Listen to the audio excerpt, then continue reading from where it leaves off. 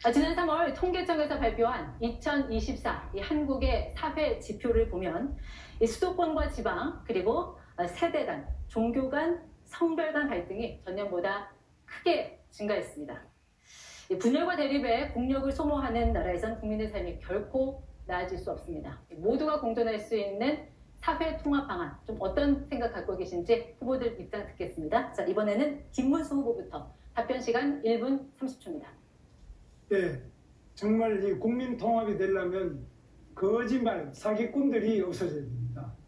두 번째로 부정부패한 사람이 없어야 국민 통합이 되지 않겠습니까? 그런데 어떻습니까? 지금 자기가 공직선거법에 허위사실 유포죄로 대법원에서 파기환송 취지로 유죄 취지로 파기환송을 하니까 이 대법원장을 완전히 청문회를 하겠다, 탄핵을 하겠다, 대법관을 100명을 뽑겠다 이런 식으로 마음대로 대법원까지 자기 마음대로 하려고 합니다. 그리고 또 헌법재판소에서 4심까지도 이 대법원 재판을 다시 하도록 이렇게 하려고 하고 있습니다. 그런데 이 본인 이재명 후보 자신은 5개나 재판을 받고 있습니다. 즉 불법 대북 송금 사건으로 부지사를 감옥에 보내놨는데 7년 8개월입니다. 어떻게 부지사가 감옥에 가 있는데 지사가 멀쩡한 이런 대북 송금이 어떻게 가능합니까? 저도 도지사를 해봤지만 있을 수 없습니다. 백현동, 대잔동 비리로 얼마나 많은 사람들이 감옥에 가 있고 얼마나 많은 사람이 의문사를 했습니까? 뿐만 아닙니다.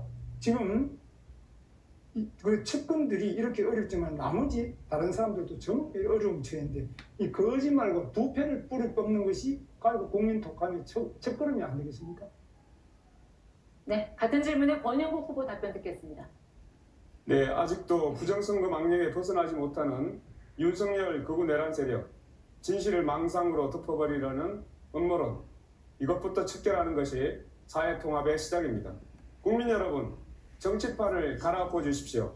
이번 대선에서 극우 세력을 퇴출시키고 진보정당 민주노동당과 중도보수 민주당이 경쟁하는 새로운 정치판으로 교체해 주십시오.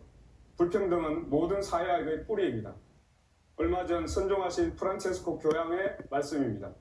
불평등이 차별을 낳고 차별은 배제로 이어졌습니다. 저 권영국은 사회통합을 위해 3가지를 약속합니다. 첫째, 불안정, 무권리, 저임금 노동자 1,300만 명 권리 보장으로 불평등 해소의 전환점을 만들겠습니다. 둘째, 부자 감세, 원상복구, 불로소득 과세, 부자 증세를 통해 부의 재분배를 이루겠습니다. 셋째, 포괄적 차별금지법을 제정해 차별 없는 나라, 여성과 소수자들이 혐오로부터 안전한 사회를 만들겠습니다. 이것이 진정한 사회통합의 출발점이자 국민 모두의 삶을 하나로 묶는 힘입니다. 저 권영국이 끝까지 책임지도록 하겠습니다. 국민 여러분, 함께해 주십시오. 우리의 삶은 우리의 힘으로 함께 만들어가는 것입니다.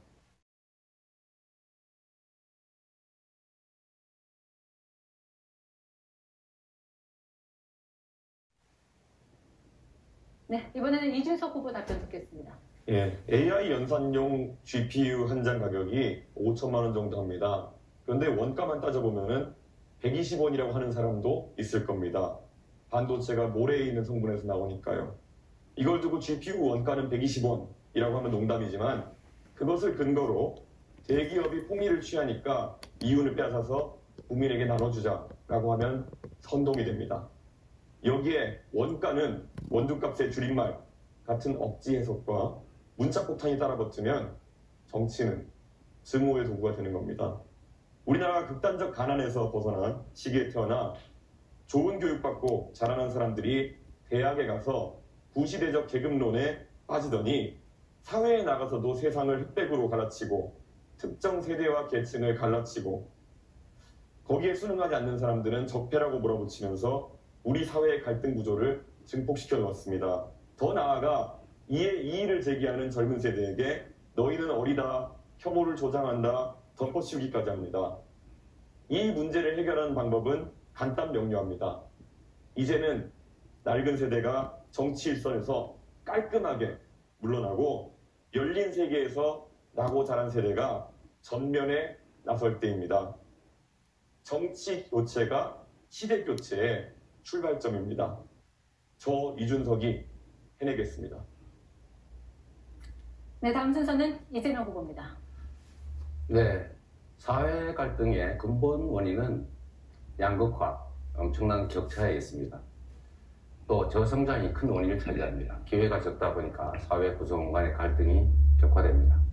기회가 넘치면 갈등이 줄어들겠죠.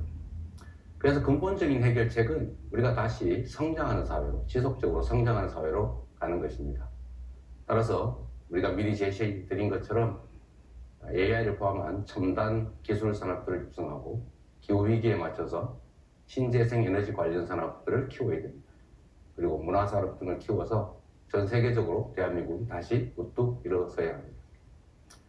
단기적인 방안들은 그런 것이죠. 사회 구성원들 사이에는 언제나 갈등이 있기 마련입니다. 이해관계가 충돌하기 때문이죠.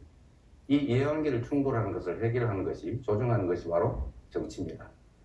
그런데 이 정치가 최근에 좀 이상하게 변질했습니다. 상대를 존중하고 대화하고 인정하고 또 타협해야 되는데 상대를 제거하려고 합니다. 가장 극단적인 형태가 이번에 내란, 계엄 사태죠. 야당을 완전히 쓸어 없애버리려고 한 것 아닙니까? 야당, 정치적 상대를 제거하려고 했던 것 아닙니까? 이런 방식으로는 사회 갈등이 해소되는 게 아니라 적대와 혐오, 증오가 커지죠. 이번 내란 사태를 극복하는 것, 엄격하게 심판하는 것, 이게 가장 중요한 방안이라고 생각됩니다.